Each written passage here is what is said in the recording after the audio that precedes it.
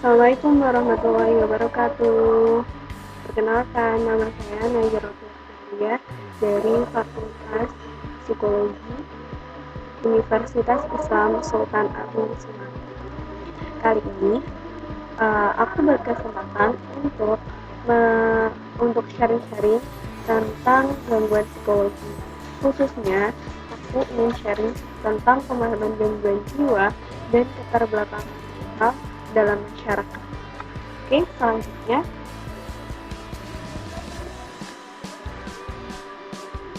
isi dari pembahasan hari ini, aku ingin jelasin tentang pengertian keterbelakangan mental, penjelasan gangguan jiwa, dan pemahaman gangguan psikologi di Indonesia.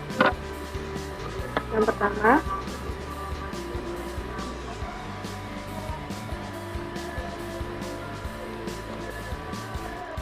keterbelakangan. Pengertian dari keterbelakangan mental atau yang sering disebut dengan retardasi mental adalah penurunan fungsi intelektual yang menyeluruh secara bermakna dan secara langsung menyebabkan gangguan adaptasi sosial dan bermanifestasi selama masa perkembangan. Lebih singkatnya, retardasi mental adalah gangguan perkembangan otak yang ditandai dengan nilai IQ di bawah rata-rata orang normal dan kemampuan untuk melakukan keterampilan sehari-hari yang buruk. Keterbelakangan mental seperti gangguan spektrum autisme, attention deficit hyperactivity disorder, dan gangguan komunikasi. Retardasi mental dibagi menjadi 4 golongan, yaitu mild retardation atau retardasi mental ringan. IQ-nya sekitar 50-69. Yang kedua ada moderate retardation atau retardasi mental sedang.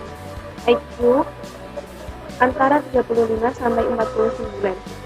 Yang ketiga ada severe retardation atau retardasi mental berat yang IQ-nya antara 20-34. Yang terakhir ada profound retardation atau retardasi mental yang sangat berat, IQ-nya sekitar di bawah 20. Selanjutnya ada faktor-faktor penyebab retardasi mental. Yang pertama ada faktor gen atau heredokonstitusional, yaitu contohnya ada kelainan kromosom yang cukup sering menimbulkan retardasi mental adalah Fragile syndrome yang merupakan kelainan kromosom X pada band U27. Kelainan ini merupakan X-linked dibawa oleh ibu. Penampilan klinis yang khas pada kelainan ini adalah dahi yang tinggi, rahang bawah yang besar, telinga panjang, dan pembesaran dahi. Selanjutnya ada kelainan metabolik. Kelainan metabolik yang sering menimbulkan retardasi mental itu kayak phenylketonuria atau PKU, yaitu suatu gangguan metabolisme dalam tubuh di mana tubuh tidak mampu mengubah asam amino fenilalanin menjadi tirosin karena defisiensi enzim hidroksilase. Terus ada infeksi dan ada intoksikasi. Umumnya retardasi mental dari faktor genetik ini memiliki retardasi mental yang sedang hingga berat yang muncul sejak lahir dan mempunyai kelainan fisik. Yang kedua ada faktor lingkungan. Kebutuhan dasar anak untuk tumbuh kembang ini secara garis besar dapat digolongkan menjadi 3 golongan, yaitu asuh, asih, dan asak. Apa sih itu asuh? Asuh adalah kebutuhan fisik biomedis seperti kecukupan gizi, terus ada perawatan kesehatan seperti imunisasi, ASI dari ibu, papan atau tempat tinggal, higienis dan sanitasi, serta sandang atau pakaian. Yang kedua ada ASI atau kebutuhan emosi atau kasih sayang. Pada tahun pertama kehidupan dibutuhkan hubungan yang erat, mesra, dan selaras antara anak ibu dan ayah. Syarat mutlak untuk menjamin suatu proses tumbuh kembang yang selaras, baik sisi mental maupun sosial.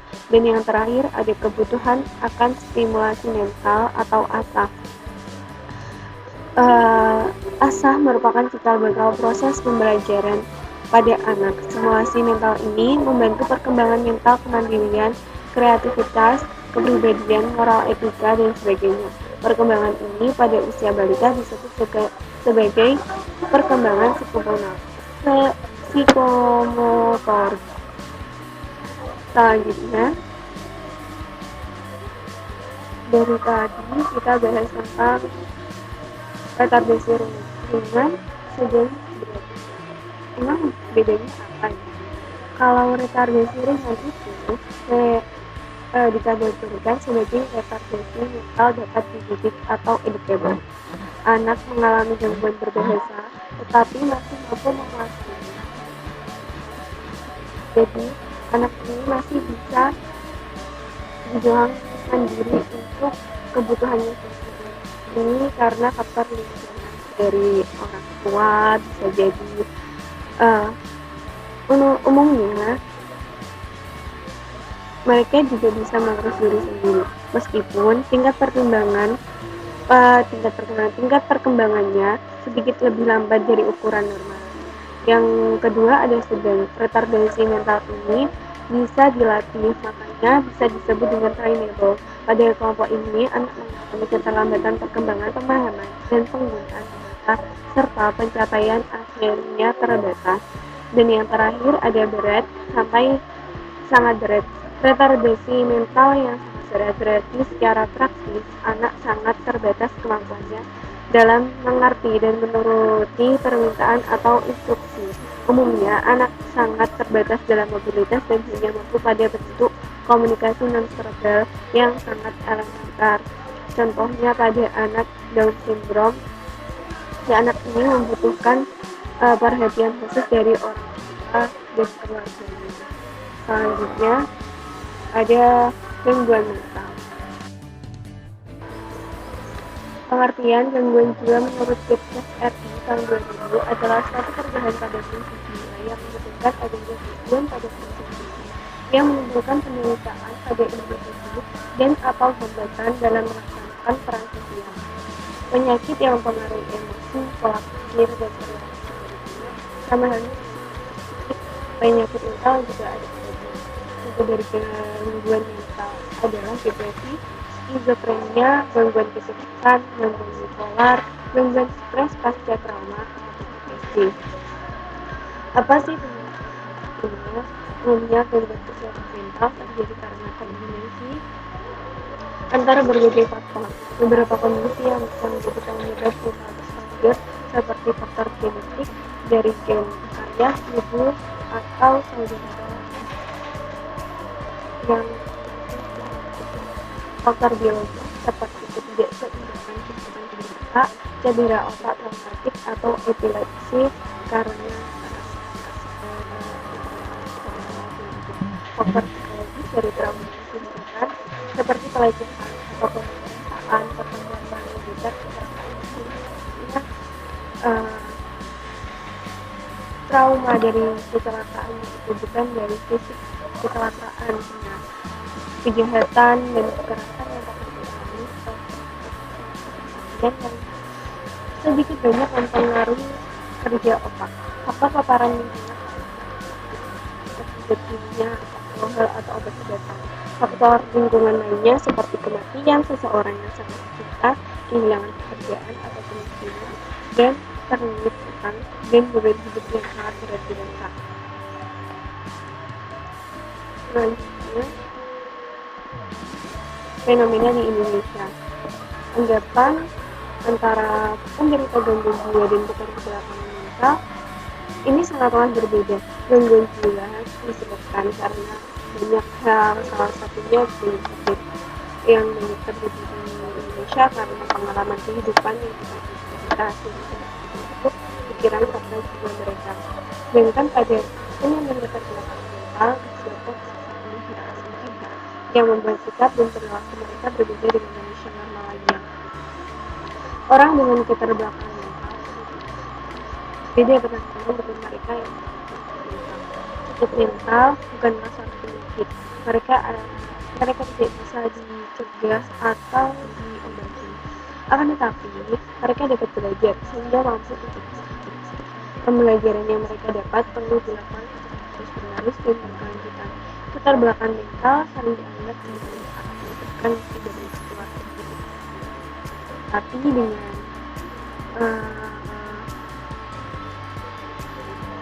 lingkungan sosial yang baik, dari pengajaran orang tua yang baik, dan melalui lingkungan sosial, mereka dapat hidup selayaknya orang normal.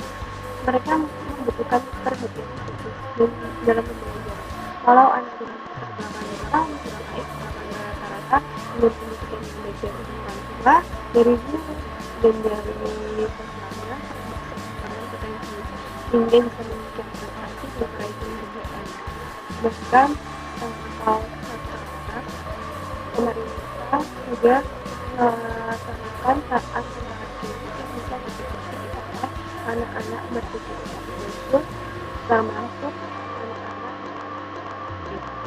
dan bahkan banyak dari mereka yang mendapatkan banyak prestasi dari ajang tersebut dan masih banyak ajang-ajang lainnya. Lanjutannya, persepsi masyarakat tentang kesehatan mental berbeda di setiap budaya. Dalam suatu budaya tertentu, orang secara sukarela mencari bantuan dari anak sebaliknya dalam budaya yang lain atau di sisi lain masyarakat kurang antusias dalam mendapatkan bantuan untuk mengatasi gangguan jiwa. Bahkan gangguan jiwa dianggap menjadi aib musibah bagi keluarga. Hal kedua inilah jadi di kalangan masyarakat disebabkan kurangnya pengetahuan dan informasi tentang apa itu penyakit mental dan keterbelakangan mental. Beberapa kasus di Indonesia serta di daerah kecil ditemukan kasus pemasungan. Mereka mendapatkan perlakuan yang tidak menyenangkan karena perilaku mereka dianggap aib atau mengganggu kepentingan masyarakat setempat, sehingga mereka direnggut karena penerimaan atau kurang tersebut. Bukankah hal itu dari untuk setiap manusia yang tidak bisa berubah? Walau malunya seperti apa pun,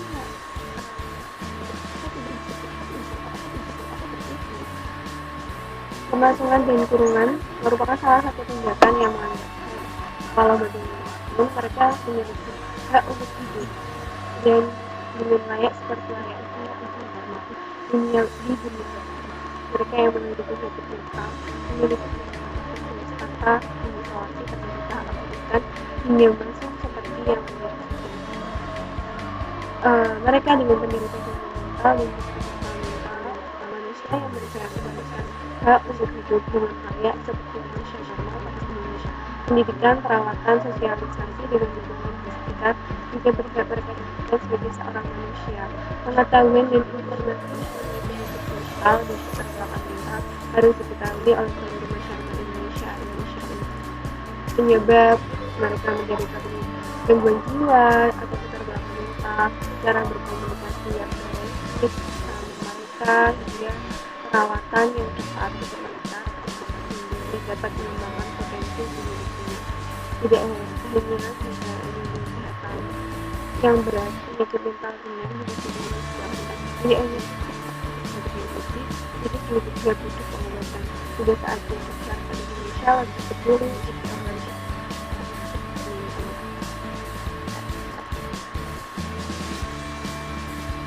sudah sampai siap. Terima kasih sudah mendengarkan sharing aku. Apabila ada kesalahan informasi, kesalahan kata, mohon dimaafkan. Apabila ada yang terjadi, semoga bisa diambil pelajaran dan ilmunya. Terima kasih. Assalamualaikum warahmatullahi wabarakatuh.